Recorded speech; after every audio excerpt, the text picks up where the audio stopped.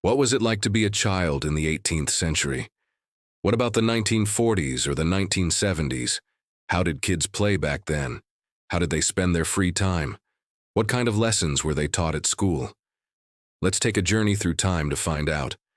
The Victorian era was the period of Queen Victoria's reign, which lasted from June 1837 to January 1901. That's 63 years and 254 days. The era was marked by rapid industrialization, economic growth, political change, and a surge in population. Back then, the average family had 5 children. The birth rate was high because most families needed a lot of hands to do the farm work, but only half of all children would survive to adulthood. Most kids died during the winter from diseases like tuberculosis, the flu, or cholera. Those who survived were mostly girls. In fact, for every 100 female babies born, only 94 boys saw their 5th birthday, and the chances of a girl dying before the age of 5 were just 15% compared to 26% for boys. Life expectancy of the British people was just 40 years. Children started working at the age of 10, both girls and boys. They took care of animals, did housework, or worked in factories or mines. The Industrial Revolution led to the rise of factories that produced textiles, yarn, tools, weapons, and other goods. The factories were dangerous places to work, and there were very few safety rules. Workers of all ages could get injured or even die while working there. But since poor families had no other way to make money, children continued to work in these places. School attendance was not compulsory, and education was mainly reserved for boys. Girls were taught at home. Schools usually only had one room, and several teachers would teach all subjects there. Teachers punished students for being naughty, for not knowing the answers, or for falling asleep during class. They hit them with sticks, rulers, or their fists. The curriculum included reading, writing, arithmetic, religion, and morality. They also taught boys science, history, geography, and Latin. Girls were taught things like sewing, cooking, and cleaning. The school day started at 9 a.m. and ended at 4 p.m. with 1 hour of recess. Lessons were 45 minutes long, but since there were so many students in one classroom and just a few teachers, it was impossible to learn much. Many children didn't have books, so they shared them. They also shared pencils, ink, and quills. If you managed to learn to read and write, you were considered smart. At the end of the year, students performed a play for their parents and local townspeople. They would also recite poems and songs. After school, children played games like marbles, hopscotch, or hide-and-seek.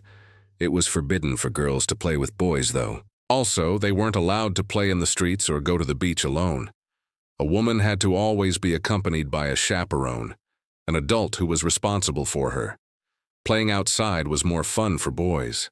They would organize football matches or play a game called Follow My Leader, where one boy gave commands and the rest had to follow him. There was also a popular game called Prisoner's Base, which involved 2 teams trying to capture each other's flag. To do this, they had to cross a field without getting tagged. Games like these were played until sunset. Most families ate dinner together.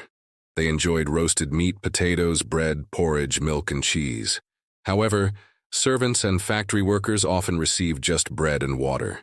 Desserts included apple pie, jam tarts, and rice pudding. Ginger beer was a popular non-alcoholic drink among children. It's still sold today, but it used to be made with real ginger root. In the early 20th century, people lived in a completely different world than we do now. There were no cars, airplanes, or mobile phones. Entertainment was scarce and life was tough. But children found ways to have fun and stay busy. During World War II, children were evacuated from cities to the countryside to escape bombing raids. Many of them had to leave their parents behind and live with strangers. It wasn't easy for them, but people were determined to keep going. Children's lives during World War II were filled with challenges, from dealing with the threat of air raids to coping with food shortages. But they also found ways to be kids. Children played games like hopscotch, played with dolls, and even put on performances. They also helped their parents grow vegetables in victory gardens to make up for food shortages. World War II also taught children valuable lessons about resilience and independence. Many of them had to take on responsibilities that were usually reserved for adults. For example, they had to help their parents grow food, ration supplies, and deal with the threat of air raids. These experiences shaped the outlook on life and helped them become strong and independent adults. The late 1940s and 1950s were a time of great change and growth for children. After the end of World War II, there was a baby boom, and children became a central part of society. They were seen as a symbol of hope and renewal after the devastation of war. Post-war Britain saw the introduction of new technologies such as television, which had a profound impact on children's lives. Television brought new forms of entertainment and education into homes. Children were fascinated by the moving pictures and vibrant colors, and it quickly became a popular form of entertainment. This era also saw the rise of consumer culture and advertising targeted at children. Children became more aware of the products available to them and began to develop their own consumer habits. This had an impact on their attitudes towards material possessions and status symbols. During the 1950s and 1960s, children were encouraged to be polite and obedient and respect authority. Corporal punishment was common in schools and at home, and children were expected to follow rules without question. Discipline was important, and children were taught to be well-behaved and respectful. Outdoor play was a big part of childhood during this time. Children played games such as hopscotch, cowboys and Indians, and football. They also enjoyed playing with toys such as model cars, trains, and action figures. Board games were also popular, and families would often spend time playing games together. Children also took part in organized sports such as football, cricket, and athletics. These activities helped children develop their physical and mental skills, and they also provided a sense of community and teamwork. The 1970s were a time of great social and political change, and children were not immune to these changes. The sexual revolution of the 1960s led to more open attitudes toward sex, and this had an impact on how children were raised. Parents were more likely to talk to their children about sex and relationships, and there was a greater emphasis on personal freedom and self-expression. Children were encouraged to be more assertive and to express their opinions. The 1970s also saw the rise of environmental awareness, and this had an impact on how children viewed the natural world. Children were encouraged to be more aware of the impact of human activity on the environment and to take steps to protect the environment. The 1970s were a time when video games and computers were just beginning to emerge, and these technologies had a profound impact on children's lives. Video games provided a new form of entertainment that was interactive and engaging, and children were fascinated by the possibilities. Computers were also becoming more accessible, and they opened up new opportunities for learning and creativity. Children had access to a wider range of toys and leisure activities than previous generations.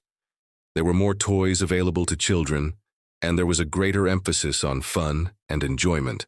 Children were also more likely to participate in organized activities such as sports, music, and drama. The 1970s also saw the rise of children's rights movements, which advocated for the rights of children to be treated with dignity and respect. This had an impact on how children were viewed in society, and it led to changes in laws and policies that protected children's rights. In conclusion, childhood in the 18th century, World War II in the 1970s, was a unique and formative period in history. Each era had its own set of challenges and opportunities, and the experiences of children during these times continue to shape our world today. From the rapid industrialization of the 18th century, to the social and political upheaval of World War II, to the rise of new technologies in the 1970s, each era had its own distinct set of challenges and opportunities. The experiences of children during these times continue to shape our world today.